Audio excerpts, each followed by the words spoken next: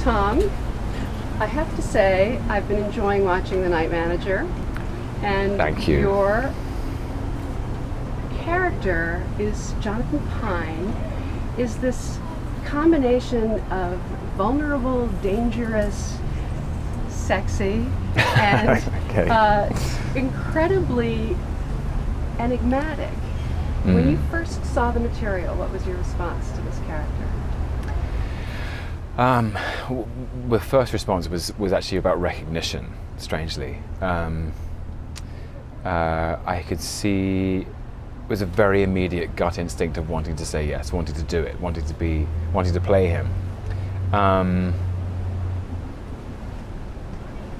I can't explain why, really. I related to his privacy, I related to his solitude, I related to his courage and his anger, and actually I found it deeply romantic. It's a very romantic story about a sort of errant knight who is looking for a cause. Is he lost in the beginning? I think so. I think he's disillusioned and he's disenchanted, and I think in order to deal with that, he's simply run away. He's buried himself in snow and silence, literally and figuratively. There are so many clues. There are so many clues in the novel. There are so many clues, I hope, in the screenplay about his former life as a soldier. When Olivia Colman's character challenges him about why he's chosen to take a step towards.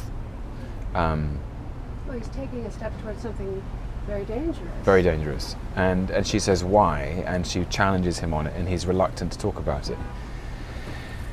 And it's, to my mind, the center of it. I think a lot of it should remain mysterious. A lot of Pine's motivation. Some of it is about guilt. Some of it is about revenge. Some of it is about a kind of moral rage. But so much of it is informed by his history as a soldier. Is that Richard Roper, played by Hugh Laurie, trades in standard and chemical weapons, selling British and American certified weapons and arms to the highest bidder, and has divorced himself from the consequences of the violence from which he profits. Jonathan Pine was a soldier in the Second Iraq War of 2003. He knows what those weapons can do to a body. He also knows that the very premise of that war was predicated on the existence of the weapons of the worst kind. I think that's a huge part of his center, his anger about that, his disillusionment. And ultimately, the thing I find romantic about it, in the biggest sense, is that he is courageous enough to stand up against the face of evil. There's the Edmund Burke quotation, the only thing necessary for the triumph of evil is for good men to do nothing. And Pine does something. John le Carré wrote the book on which it's based, and it's been updated by David Farr and directed by Susanna Bier throughout all 6 episodes. So you were working with one set of people. You didn't have that experience that television so often has. Was that important to you? It never, oddly, didn't feel like television, I think, in that regard. It felt like a 6-hour film. It felt like it was a 360-page script. We shot it and we boarded it as one. It wasn't episodic. We would, on a Tuesday morning we'd be shooting a scene from episode 5, and then on Tuesday afternoon we'd shoot episode 2. So the command over the material that both Susanna and I had to have was substantial. Well, because if you do it that way, it means you're out of sequence, you're jumping around, of course, continuity becomes, you had to stay focused. Yeah, but it meant that also it felt very contained and complete, and it had its own integrity because it meant everyone working on it was involved from start to finish. If you were playing a character like Pine in a longer series with different directors and different writers, there might be a sense of a kind of solitude, that you're the only person actually taking this journey, but it never felt like that at all, because we were all the creative people involved were involved for the entire thing, and I think that's part of why it feels like it has an integrity to it, I think, because it's Susanna's film, really. So you showed this to your sisters when you were trying to decide whether to make the film? Well, or the series? yeah, I'd sort of already made the decision, but I read them a paragraph from very early in the novel. It's, I think, the opening of chapter 3, and it's an astonishing description of Jonathan Pine, and it goes like this. He's described as a graduate of a rainy archipelago of orphanages and foster homes, a sometime Army wolf child with a special unit, a itinerant chef, hotelier, volunteer, collector of other people's languages, perpetual escapee from emotional entanglement, self-exiled creature of the night, and sailor without a destination. And I recognized myself in that. And I read it to my sisters, and they just said, "Oh my God, it's you! Oh my God!" That is, I can slide myself into many of those roles. I'm not a hotelier, I should say, nor am I a very good chef, but I am and have been a collector of other people's languages. I may indeed be have been guilty as charged as a sailor without a destination at some points in my life. And it's a great. How many languages do you speak? I only speak Pidgin French and Spanish, and I read Latin and Greek at university. So there is some small, modest degree of linguistic ability. You have been picking roles that are all over the place. Yeah. And so tell me where there's an overlap between Jonathan Pine and Hank Williams. Great question. I think they are both characters which express something I think is true of life, and certainly true of me, which is that there is an exterior and an interior, and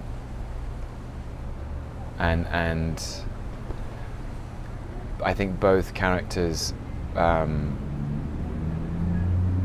unconsciously or not, are perceived in the world in a particular way, but behind the facade is something much more turbulent and vulnerable.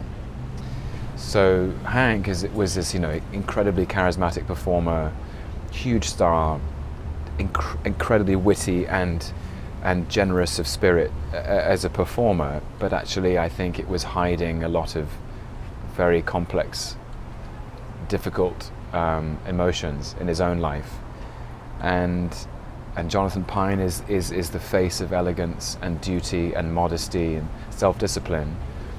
But behind that uniform is something very chaotic, and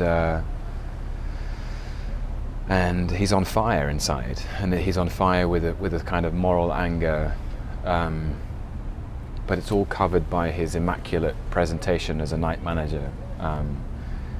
And it's not just true of those two characters. I just think it's true of life. I think we live in a very scrutinized world. We're all scrutinizing each other all the time, and everyone tries to put their best foot forward.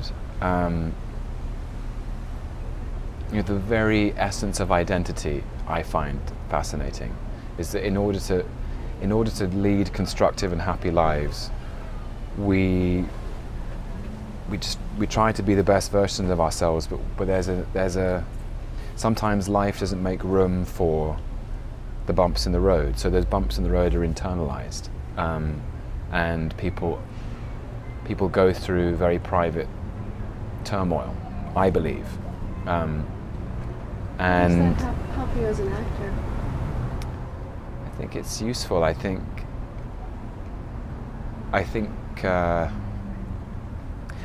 vulnerability is what people access in cinema and in theatre. I think that is the power of those media, the power of cinema, the power of theatre, can bring people together by expressing truths about who we are and how we are, which are uneasy, which are so I think the things that we as audiences, you and I are drawn to stories which excavate the human condition in all of its complexity and fragility. And I think honestly that is, if cinema and theatre have any power, that's the power it has.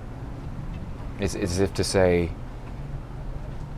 in any hero or heroine or anti-hero or villain, there's some exploration of ourselves going on there. I don't mean for that to sound highfalutin or pretentious. I just think when there are characters on screen or on stage that we relate to, it's because we can see them, we can see ourselves in them. That their struggles are our struggles. They're a character trying to keep a lid on his feelings or her feelings, a character trying to control his urges and instincts, is all of us trying to do that in our own way. That's what I think. So I happened to be at Comic-Con when you did the great Loki speech. Yes. Women screaming in my ear. That was wonderful to witness. It was huge fun. I don't think I'll ever have another moment like it. It was very rare because it was pure theatre in a way. It was On a grand scale. On a grand scale, and it was also college. but it was a character from cinema, from movies, becoming a live thing, and it was so interesting because you never get that. You know, an actor rarely gets a chance to portray a character they've played on screen on a stage, but also a specific kind of stage. And I enjoyed it so much because it was unrepeatable and there was no second take and nobody expected it. It was completely it was a surprise for everyone, and it was a surprise for me. I almost couldn't keep it together, actually. The sheer intensity of that energy coming towards me was something I had not expected. And the volume. Of course, it went viral. Yeah, and it did. You keep. I remember posting one of the romantic Shakespeare sonnets that you read. Oh, really? That went over very well. No, there are all these things out there. Doing the weather on your recent promo tour. Yeah. But you keep it light. You have fun with it. Well, I take the work very seriously, and I don't take myself seriously. My sisters would tell you that. I can't help it. I think sometimes, in our world now, actors, there is a demand for context around the work, and so we all do these press tours all the time, and you just have to have as much fun as you can, because there's a limit to how much you can answer the same question. You know what I mean? And I have no dignity or vanity left, so I'll do. Well, you're an actor who came, worked for a long time before you got your first break. Who got you your first break? Who made that possible? It was Kenneth Branagh, if I'm honest. I had a very fulfilling career in the theatre in London, and I was doing some good work, I think, at the Donmar Warehouse and with Michael Grandage and his company, but I'd never had a chance on television or in film really I kept auditioning for big films and for television series, and I was, I just didn't make the grade. Somehow there was always a a financial decision that was made to cast established names, because that was, I think, that's just the way the business is structured, is that there's always an anxiety about unknowns. What are known? I mean, what is an unknown? I don't know, but it's what the business talks about people who don't have a track record, essentially. And I had no track record in television or film, except, I must say, the belief and investment of Joanna Hogg in two very small films that she made, called Unrelated and Archipelago. But Kenneth Branagh was the first person who made a big, he just did a very big thing, and he cast me as Loki in Thor, which was a huge studio film for Marvel and Paramount at the time. It was before Marvel was bought by Disney, and it's, you know, to be the lead villain in a film of that size, surrounded by huge talent in Sir Anthony Hopkins and Natalie Portman and Rene Russo. He cast me and Chris Hemsworth at the same time, and we both knew what it meant. It was a big thing, and I will always be grateful to him for that. You got one more coming up. I do. Thor. Yes, I do. Ragnarok. Ragnarok, yeah. Ragnarok. Ragnarok, I think, in Norse mythology, is the end not just of the world or even the universe, but the end of all things. The end of time, the end of space, the end of matter as we know it. It's pretty. It's a big moment. So you're going to tune up for duty. I will, yeah. And bring it again after 3 years. Yeah, it'd be really interesting, because I can't think of another example where, as an actor, you play the same character and you have these breaks in a way. I don't know how it'll be different. I just know that it will be. It has to be. I'm 3 years older. I've done some things in between. We'll see. We'll see. And also, that character has such room for growth and complexity, because he's always walking this tightrope between a kind of latent mischief and malevolence and this capacity for redemption, which he has. You know, you can have some fun with him. But the other, as tough as Hank Williams was, and you hadn't been a musician, yeah. You didn't know how to sing, you had to nail that southern country thing, which you did. Thank you. Some of these other parts have been hard too. Crimson Peak, where you're in this gothic universe, yeah. of Guillermo del Toro. Yeah, that was challenging because I think Thomas Sharp was a he was inspired by the archetypes of Gothic romance. He was inspired by characters like Rochester and Heathcliff and Mr. Darcy to some extent. He was inspired by the performances of Peter Cushing. He was inspired by all the things that Guillermo loves. But I had to make him my own. I had to make him real. And to have him step out of those pages and feel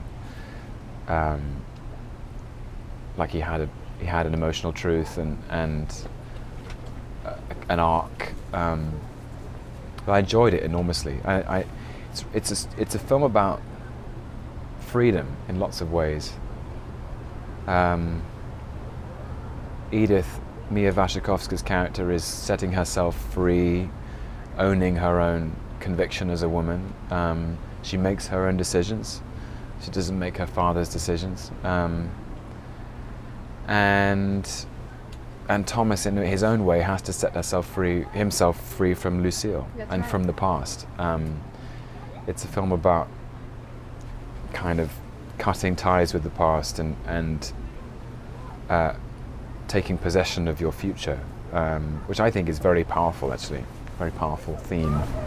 I love that movie. I wish more people. It sort of fell between the cracks of being a sort of genre horror movie and some kind of old-fashioned Gothic romance. Gothic romance, and yeah. It would have been lovely if it could have gone more in that direction. Yeah. I've been feeling. And I think Gothic romance became Gothic horror, which became horror. So there was always going to be a bleed, I think.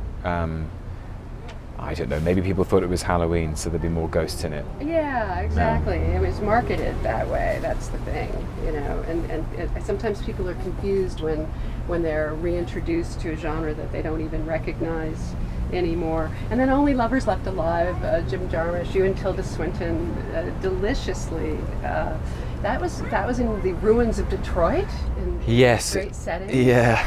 I love making that, actually. I love Detroit.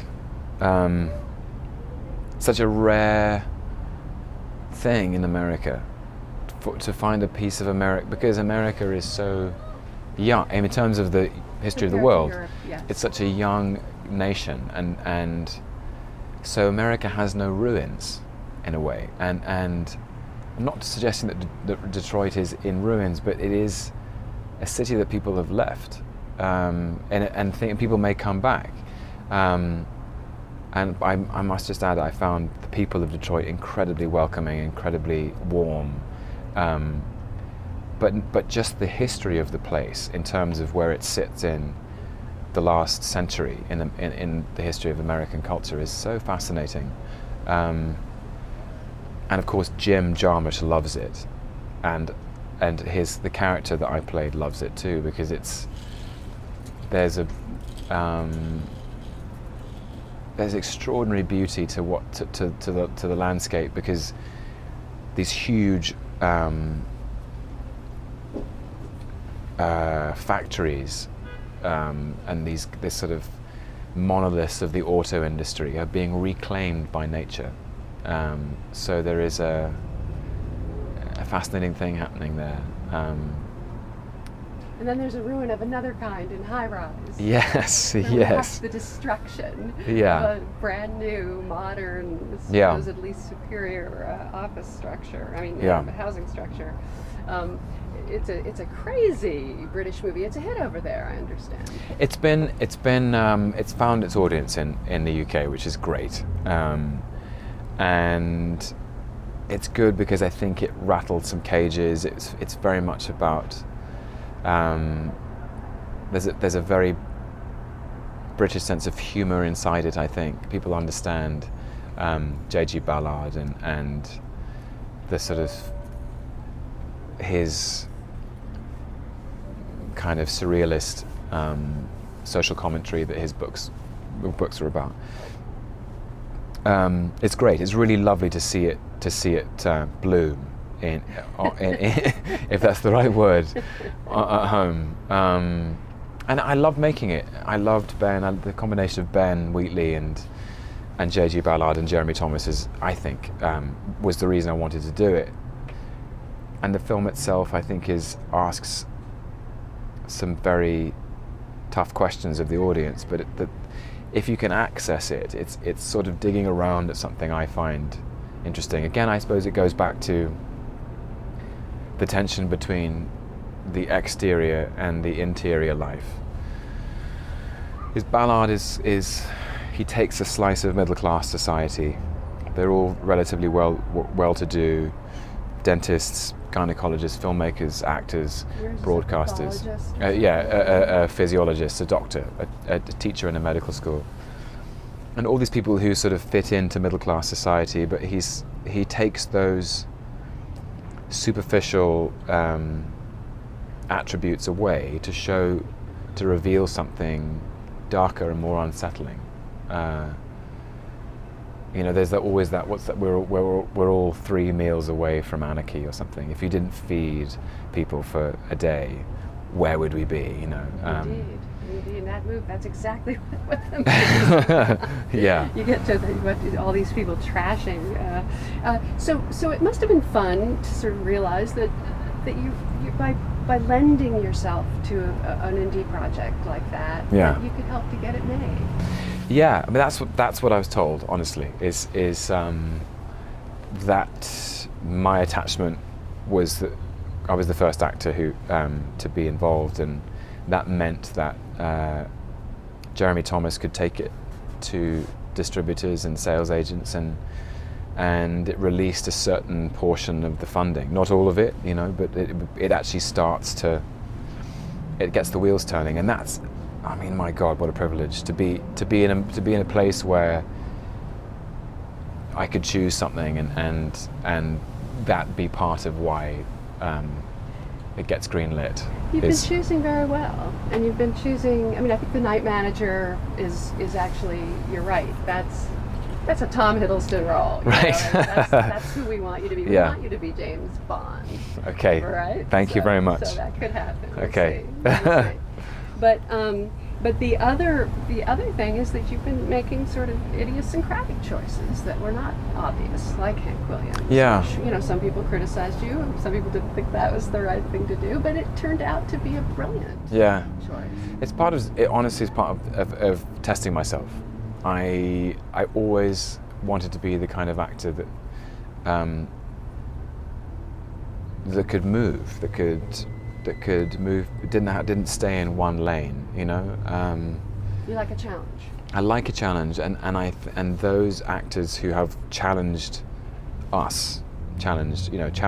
own expectations are the ones I think I've admired the most.